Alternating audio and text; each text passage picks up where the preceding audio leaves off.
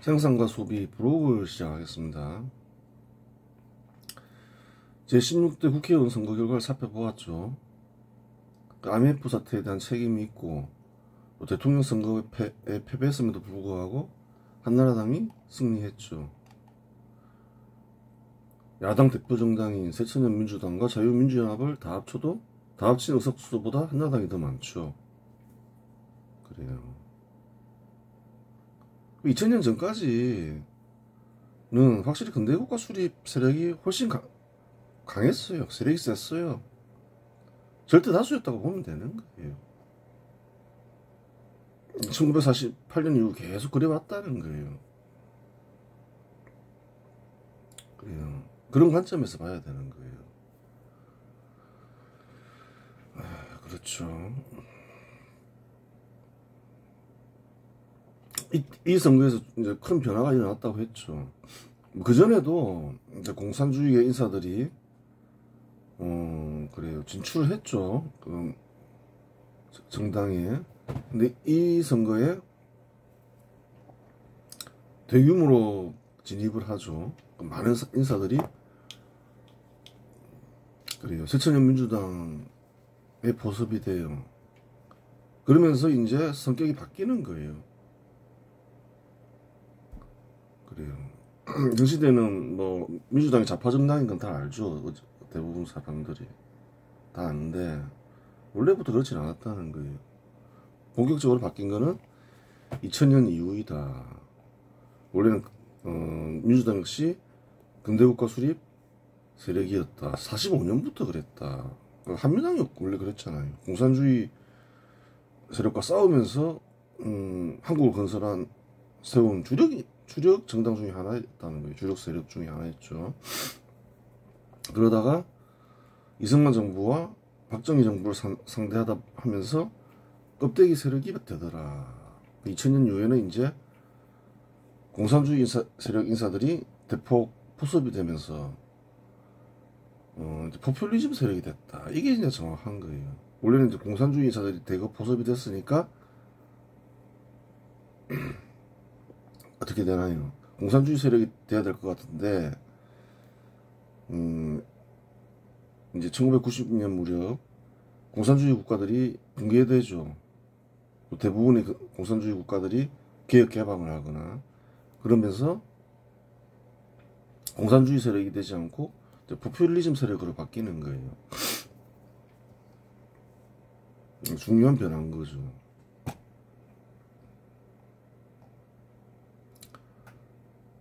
그래요. 그러면 이제 김대중 정부 시절에 있었던 몇 가지 일들을 살펴보자. 1997년 12월 22일 김영삼은 전두환 노태우 전 대통령을 특별 사면했다. 그런 일이 있었어요. 퇴임하기 전에 사면을 했죠. 두 사람은 1995년 12월 3일 검찰에 의해 구속되었고 1996년 8월 대법원에서 각각 무기징역과 징역 17년형을 선고받았다. 김영삼 회고록에서는 자신이 임기 내 혈자 해지 차원에서 사면을 추진했다고 밝히고 김대중 회고록에서는 국민 대합을 위해 사면에 동의했다고 기록되어 있다. 그래요. 김영삼이 제안을 하고 김대중이 받아들였다. 당시 김영삼은 IMF 사태를 일으킨 죽어 마땅한 죄인이었다. 그렇죠. 김영삼이 굉장히 잘못한 것 중에 하나가 전두환 노태우를 처벌한 거죠, 사실은. 그래요. 김대중 지지자는 김영삼을 싫어했고 김영삼을 지지했던 근대국가 수립 세력 인사들도 전두환과 노태우의 처벌을 원하지 않았다. 그럼 근대국가 수립 세력 인사들은 원하지 않았겠죠. 산업화를 통해서 근대국가를 수립하는데 횡격한 공이 있는 전두환과 노태우를 왜 처벌을 해요? 잘못했다 생각하는 거죠. 김영삼은 자기가 근대국가 수립 반발 세력 인사다 보니까 국민들이 다 좋아한다 생각했지만 자기 지지자들이 싫어했다는 거예요. 그래서 선거에서 참패하기도 했죠. 대구에서도 다 잃고 의석을 많이 잃고 다 잃지는 않았다 하더라도 잘못 생각해서 잘못 판단한 거예요. 이런 상태에서 전두환 노태우를 사면하지 않고 퇴임하면 생명이 위태로울 수도 있었다. 1997년 1월 김영삼 아들은 95원대의 뇌물을 수수한 혐의로 구속되었다. 김영삼도 그리 되지 말라는 법이 없었던 것이다. 그걸 잘 생각해보라는 거예요. 누군가가 보호해줘야 되는데 누가 보호해주는 게 좋나요? 아니, 자기 지지자들이 보호해줘야 된다는 거예요. 김대중을 믿을 수가 있냐는 거예요. 김영삼 아들도 그때 IMF 당시 구속됐다는 거예요. 그래요. 자기 지지자들이 싫어하는 일을 했으니까 김영삼을 보호해준다는 그게 없잖아요. 김영삼 위험했던 거예요. 그래서 일단은 전두환 노태우를 사면해야 되겠다. 이렇게 생각하겠죠. 우여곡절 끝에 대통령이 된 김대중 입장에서도 전두환과 노태우의 사면은 필수적이었다. 김대중 입장에서도 그래요. 사면해야 되겠다 생각하는 거죠. 동의할 만한 이유가 있는 거죠. 선거에서 확인되었듯이 근대국가 수립 반발 세력은 한국에서 소수파였다. 다수파의 저항에 부딪히면 정부 노릇을 못하는 것은 고사하고 붕괴될 수도 있다. 그럴 수도 있었다는 거예요. 그때는. 그러하게 김영삼의 제안을 받아들인 것이다. 그리고 김대중은 그런 게 있는 거예요. 근대국가 수립 반발 세력 인사들은 항상 소수였다. 2000년 전까지. 그래요. 다 둘이 뭐 단일화했으면 선거 이겼을 것이다. 다 거짓말이라는 거예요. 둘이가 대표 정치인이다 보니까, 지역의 대표 정치인이다 보니까 둘이 나왔을 때 근대국가 수립 세력 인사들이 대표 정치인들을 밀어줘서 그때 그 시점에 두 사람이 얻은 표를 합치면 더 많이 나온 거지, 한 사람이 나왔으면 또 결과가 그렇지 않다는 거예요. 그걸 알아야 되는 거예요. 아니 뭐 선거 결과를 보면 알 수 있잖아요. 뭐. 항상 뭐 근대국가 수립 세력 인사 대 근대국가 수립 반발 세력이 붙는다. 뭐 지역주의 정치가 근대국가 수립 반발 세력이 붙었지만 그래도 이긴다는 거예요. IMF 사태가 터져도. 그것이 진실인데 그게. 근데 한국인들이 알아야 될 게 있는 거예요. 근대국가 수립 반발 세력 인사들이 전두환 노태우를 내려한 세력이니 이라면서 근대국가 수립 세력 대표 인사를 악당처럼 만들죠. 한국인들이 잘 모르는 게 있는 거예요. 예전에도 다 설명하긴 했지만 본인들이 모습을 보라는 거예요. 다른 나라도 마찬가지지만 본인들이 민주정치를 실시했을 때 과연 근대국가를 수립할 수 있었을까를 생각해 보라는 거예요. 그래도 87년 이후에 대통령 선거, 국회의원 선거가 어쨌든 간에 계속 실시가 됐죠. 큰 문제 없이. 몇 년 됐나요? 한 35년, 40년 가까이 돼가는데 어떤가요? 단 한 번이라도 산업화를 통한 근대국가 수립을 해야 되겠다. 한 5년이든 10년이든 그 목표를 뚜렷이 하고 그렇게 한 정부가 있었냐는 거예요.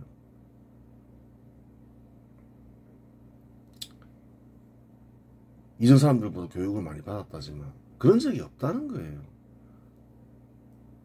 국민들도 그렇고 정부도 그렇고, 물론 이제 한 40% 이상의 국민들은 근대국가 수립을 중시했겠지만 하여튼 뭐 정당과 국민들이 괴리가 돼가지고, 그런 이제 근대국가 수립 세력과 괴리가 돼가지고 40년 동안 뭘 했냐는 거예요. 산업화를 통한 근대국가 수립 꼭 해야 돼. 단 5년이라도 40년 중에 그런 적이 없었다는 거예요. 그게 진실이라는 거예요. 근대국가 수립 세력 인사들이 다수라 해도 거의 없었다는 거죠. 그런 적이 민주정치를 실시한 이후로는.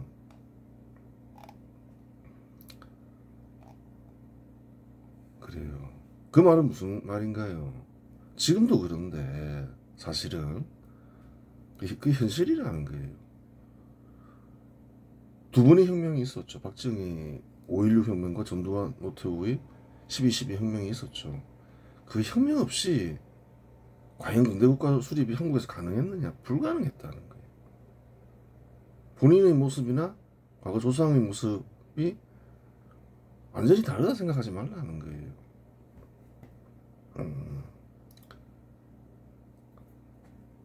두 번의 혁명으로 30년 만에 아주 단기적으로 산업화를 통한 근대국가 수립에 성공을 했죠. 그 두 번의 혁명 때문에 가능했다는 거예요.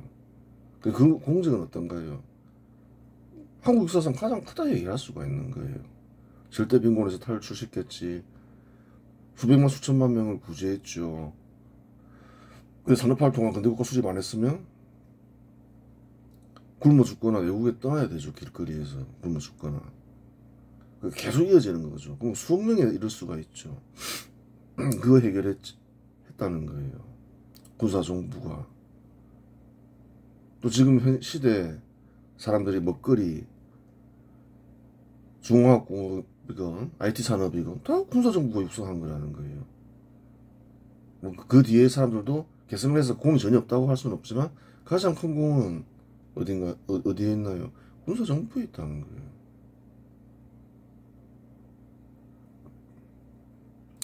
그러니까 거짓말을 하면 안 되는 거예요.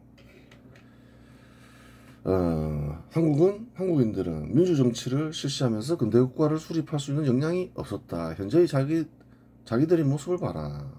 40년간 뭐 했냐. 산업화를 통한 근대국가 수립을 하겠다. 이런 정부가 한 번이라도 있었냐는 거예요. 전혀 없었다고 얘기할 수는 없겠지만 대부분의 정부들이 제1목표는 포퓰리즘이었다는 거예요. 그런 상태에서는 산업화를 통한 근대국가 수립이 불가능하다는 거예요. 포항제철소를 설립할 수 있을 수 있었겠냐는 거예요. 한일 수교를 할 수 있었겠냐는 거예요. 반일하는데 그렇잖아요. 아무것도 안 됐다는 거예요.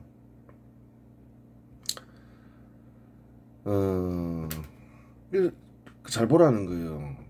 근대국가 수립을 하는 건 대단히 어려운 거예요.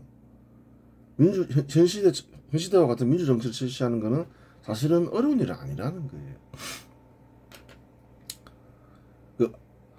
어느 나라든 간에 대부분의 국가가 근대국가 수립이 먼저인가요? 민주정치 실시가 먼저인가요? 근대국가 수립이 먼저라는 거예요. 일본도 그러하고 영국, 독일도 그러하고. 그 민주정치를 실시해서 근대국가 수립하는 게 과연 가능한 일이냐? 이런 문제가 있는 거예요. 불가능하다. 그렇게 얘기할 수는 없는 거예요. 전혀 사례가 없는 건 아니라는 거예요. 근데 그거는 기본적으로 수준이 대단히 높아야 돼요. 사례를 찾자면 근대국가 수립하지 못한 나라가 민주정치를 실시해서 근대국가 수립된 경우는 거의 없죠. 거의 없는데 한국도 당연히 못한 거고, 두 번의 혁명이 없었으면 미국 정도가 이제 민주정치를 실시하면서 근대국가를 수립했다. 그 정도가 되겠죠. 근데 미국은 다르다고 보면 돼요. 미국인들은 영국인들이 건너가서 세웠잖아요. 당시 건너간 영국인들의 목표가 뭐였을까요? 영국이 식민지를 만들었죠. 근대국가 수립이 목표였다는 거예요. 근대국가 수립이 목표였고, 미국이라는 나라는 꼭 식민지였다고 보기는 어렵죠. 근대국가 수립을 계승을 했고, 원래부터 근대국가를 수립해야 되겠다. 그런 목표식이 뚜렷한 국민들이었다는 거예요. 그 당시에는 공산주의나 포퓰리즘도 없었고, 그런 여러 가지가 있었기 때문에 가능했다는 거예요. 만약에 신대륙이 발견돼서 또다시 영국인들이 건너가서 근대 국가를 수립하라 하면 수립 못할 수도 있는 거예요. 포퓰리즘사들이 많아서 그 민주정치를 실시하면서 세우지 못할 수가 있다는 거예요. 아주 예외적인 경우지 기본적으로 현 시대나 과거의 어떤 국민들 수준으로는 민주정치를 실시해서 근대국가를 수립하기는 어려워요. 한국인들도 마찬가지였다는 거예요. 그 대단한 일을 한 건 사실이다. 그 부인할 이유가 뭐 있냐는 거예요. 세계사를 보면 다 확인이 되는 일인데, 그리고 뭐 30년 동안 산업화 동안 근대국가 수립하는데 특별히 뭐 큰 희생도 없었다는 거예요. 다른 나라들 보면 수십만, 백만 명, 뭐 몇백만 명에 이르는 사망자가 생기기도 한다는 거예요. 근대국가 수립을 할 때는 반발하는 세력들이 있죠, 분명히 있어요. 근데 뭐 그래요. 구조정부 때 뭐 그렇게 큰 희생이 있었냐는 거예요. 별로 없었다는 거예요. 희생이 생겼으면 누구 잘못이냐는 거예요. 수백만 수천만 원 구제하는 일을 하는데 그거에 반대한 이가 책임이 있는 거지. 그 무지라 하더라도. 아니 수백만 수천만 원 실제로 구했는데 또 그걸 구하기 위한 일을 하는데 이 사람들한테 책임이 있다. 역사적으로 보면 그렇게 묻기가 어렵다는 거예요. 그렇게 되는 거고. 2000년 6월 남북 정상회담이 열렸다. 그렇죠. 또 그래요. 또 살펴봐야 되는 사건이에요. 뒤에도 영향을 미치니까. 김대중은 1997년 대통령에 당선된 이후 햇볕 정책을 내세웠다. 그렇죠. 조건 없이 북한을 지원하면 북한 역시 개혁개방에 나설 것이라는 생각에서 나온 정책이다. 무조건 일단 지원부터 하자. 조건 따지지 말자. 뭐 시비를 걸더라도 무조건 우리가 참고 그냥 지원하자. 그런 정책을 썼죠. 당시 북한은 1990년대 중반 고난의 행군이라 불리는 극심한 식량난과 경제난을 겪고 있었다. 식량난과 경제난을 겪고 막 그 공산당으로부터 개돼지 취급당하고 공산주의 국가들이 그랬죠. 북한도 이제 그때 그랬다는 거예요. 다른 나라들은 대부분 붕괴되고 개혁개방에 나섰죠. 그때 북한도 끝을 냈어야 된다는 거예요. 근데 북한은 그때 끝을 내지 못했죠, 한국이. 지원 세력이 있었기 때문에 끝을 못 낸 거예요. 지원해주는 건 괜찮은데 어느 정도 확실하게 해놓고 지원을 했어야 되는데 그러지가 못했다는 거예요. 거기에 대한 책임은 누가 있나요?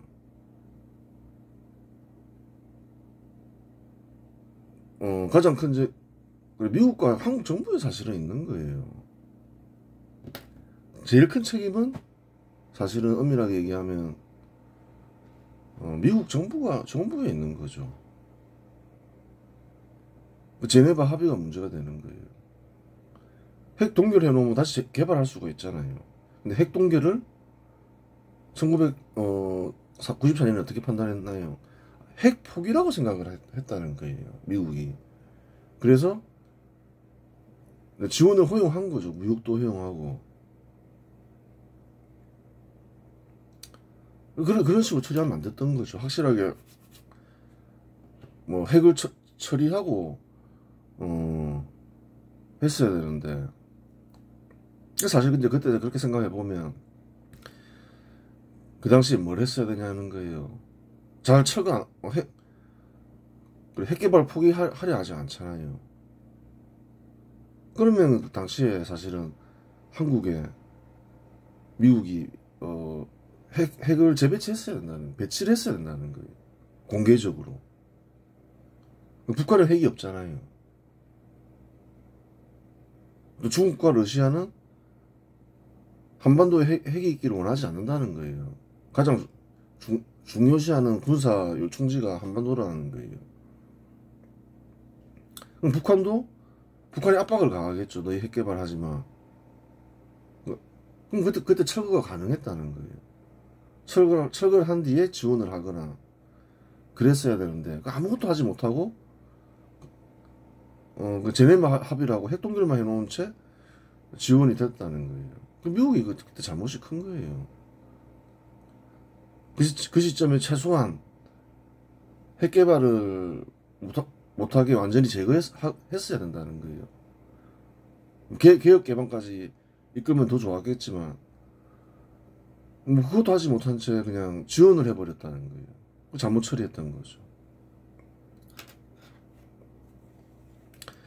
그래요. 통상 고난의 행군기간은 1995년에서 2000년까지를 가리키는데 한 그 전부터 있었다고 보면 되는 거죠. 아사자주는 최소 24만 명에서 최대 350만 명까지로 추정되고 있었다. 심각했죠. 작게는 24만 명, 많게는 350만 명이라는 거예요. 이때 지원 안 했으면 어떻게 됐을까요? 이제 북한도 이제 다 다른 국가처럼 붕괴되는 거죠. 그걸 누가 막아줬나요? 한국 정부와 유엔이 막아줬다는 거예요. 지원하면서. 그러면서 북한은 핵 개발한 거라는 거예요. 위기를 넘기면서. 이제 그 뒤에 가면 또 지원하는 국가들이 나오잖아요. 중국도 나오고 뭐 그렇게 되는 거예요. 어느 정도 이제 성장하면서. 그 전까지는 중국도 도와줄 형편이 못 됐다는 거예요. 거기도 뭐 잘못하면 붕괴될 수 있었다는 거예요. 공산주의 국가들 다 어려웠다는 거예요. 2011년 미국 인구조사국의 보고에 따르면 50만에서 60만 명이 굶어 죽었다고 조사되어 있다. 작게는 23만 명, 많게는 350만 명인데 50만에서 60만 명이 굶어 죽었다는 거예요. 북한이 당시에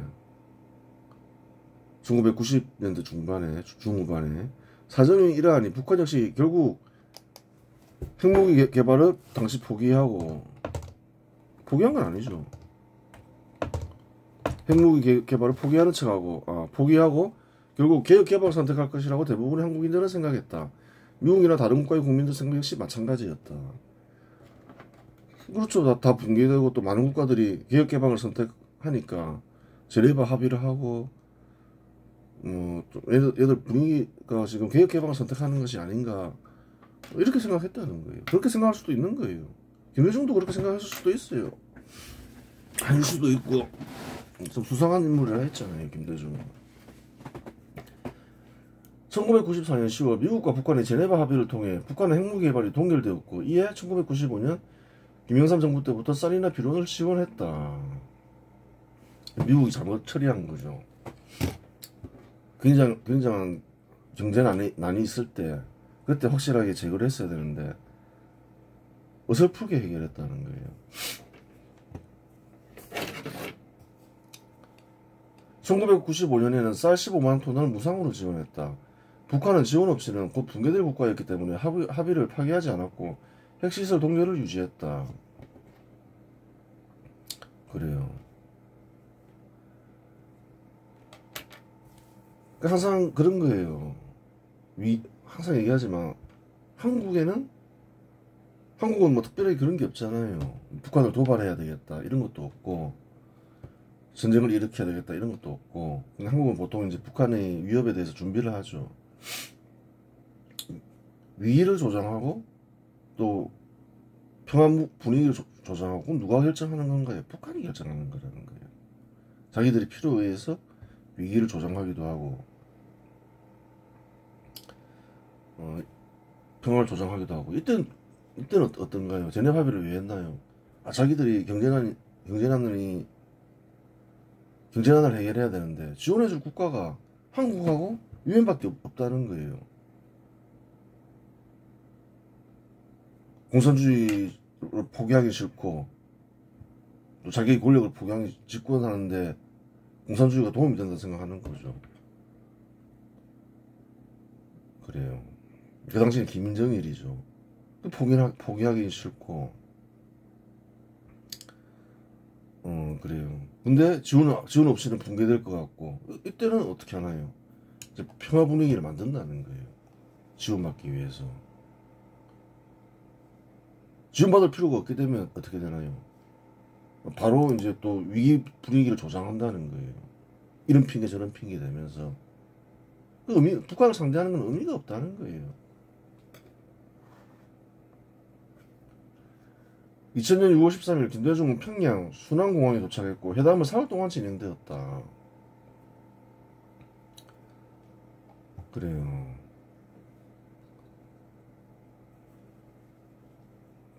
남북 정상회담을 한 적이 있죠. 6월 15일 남북 공동성명이 발표되었다. 내용 다음과 같다. 그래요. 한번 내용 보자는 거예요.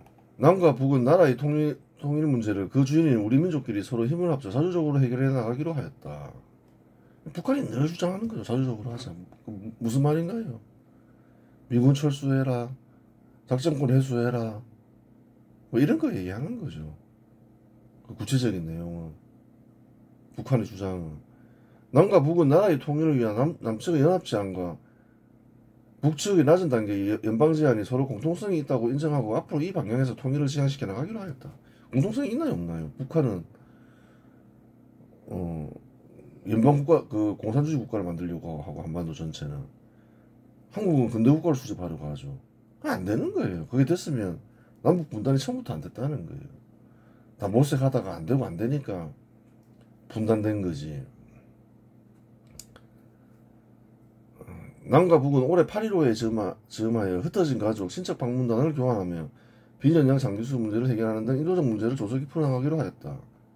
위성가족 이런 거, 방문 이런 걸 할 수 있는 거죠 뭐. 남과 북은 경제협정을 통하여 민족 경제를 균형적으로 발전시키고 사회, 문화, 체육, 보건, 환경 등 제반 분야의 협력과 교류를 활성화하여 서로의 신뢰를 다져나가기로 하였다. 뭐 경제교류를 할 수 있긴 있는데 어떻게 하냐가 문제가 되는 거죠. 그래요. 한국은 그때 잘못해가지고 손실이 컸죠. 금강산관광 하는데 많이 투자했는데 중단이 돼서 손해있고 개성공단에서도 큰 손해있고 잘못 추진해서 그런 거예요. 해서는 안 될 일을 한 거죠. 남과 북은 이상과 같은 합의사항을 조속히 실천에 옮기기 위하여 빠른 시일 안에 당국 사이의 대화를 개최하기로 하였다. 보자는 거예요. 합의 내용을 정확히 이해하려면 한국과 북한이 주장하는 바를 정확히 알아야 한다. 한국인들은 자주적 통일을 외세의 개입 없이 평화적인 방식인 당사자 간 합의로 하자는 말로 이해한다. 자주적 통일이다. 이건 어떻게 생각하나요? 그냥 합의로 하자. 우리가 그 정도로 생각하죠. 반면에 북한 정부가 주장하는 자주적 통일은 미군과 유엔군 철수, 그렇죠. 한미 군사훈련 중단, 미국으로부터 작전권 회수를 가리킨다.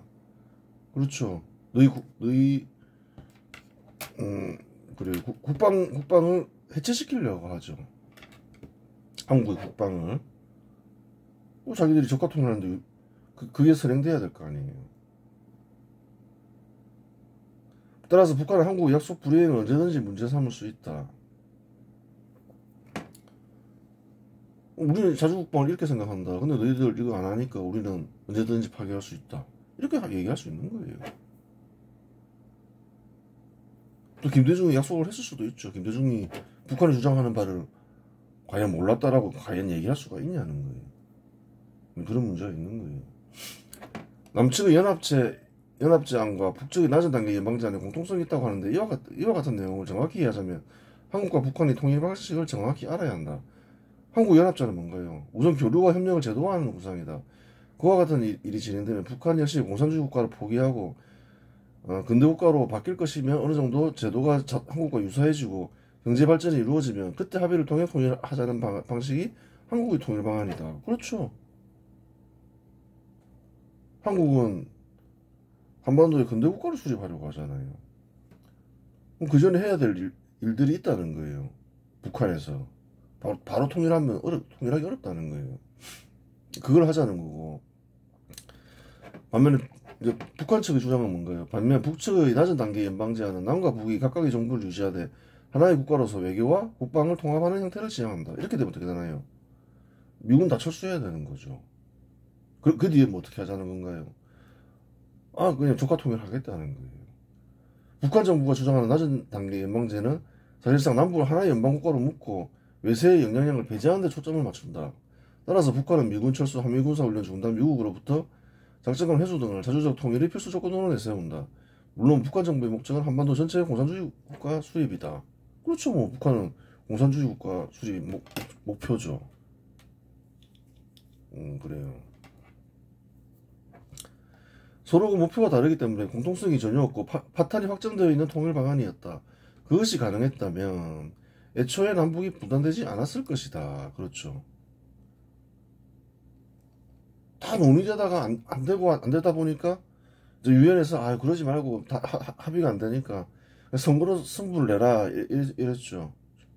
그랬더니만 또 북한은 아 우리 선거 못 하겠다 이런 거죠. 질 것 같으니까. 그러면서 분단된 거라는 거예요. 그래요.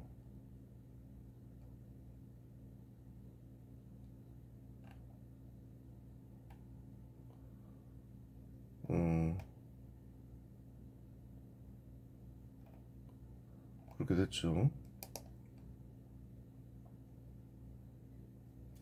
이산가족 상봉, 사회, 문화, 체육 분야에서의 협력과 교류는 크게 문제되지 않는다. 한국에서 비전형 장기수 문제 해결은 해결 방식에 따라 문제가 될 수 없다. 문제가 될 수 있다. 문제가 될 수 있죠. 아이고. 비전형 장기수는 통상 간첩 활동을 하다가 적발되어 구속된 일을 가리킨다. 어떤 그런 경우가 많겠죠. 근데 보통 이제 어떤가요? 전향하겠다면 풀어주죠. 정치범들 같은 경우는 특별히 뭐 어떤 뭐 살인, 강간 이런 범죄랑 다르니까. 한국에서는 공산주의 활동을 했다는 이유로 장기간 구속되는 일은 없다. 만약 그랬다면 수많은 NL계 이사들이나 PD계 이사들은 구속되었을 것이다. 공산주의 활동을 했다 해서 뭐 장기간 구속하고 그러진 않죠. 근데 간첩 활동은 좀 다른 거죠. 공산주의 활동 자체가 간첩 활동이긴 한데 그렇게까지 처벌을 하지 않았다는 거예요. 아니, 북한 이익을 위해서 일하면 그건 당연히 간첩 활동이죠. 좀 구별을 하긴 했다는 거예요. 즉 비전향 장기수를 북한으로 송환하는 일은 문제될 것이 없지만 전향 없이 사면하면 또다시 간첩 활동을 할 것이기 때문에 한국에서는 용인될 수 없다. 아니, 간첩 활동을 하다가 잡혔어요. 그냥 풀어줄 수가 없잖아요. 또 간첩 활동할 거 아니에요. 그렇죠. 근데 어떻게 하면 문제가 되지 않을까요? 북한에 보내면 그건 문제가 되지 않는다는 거예요.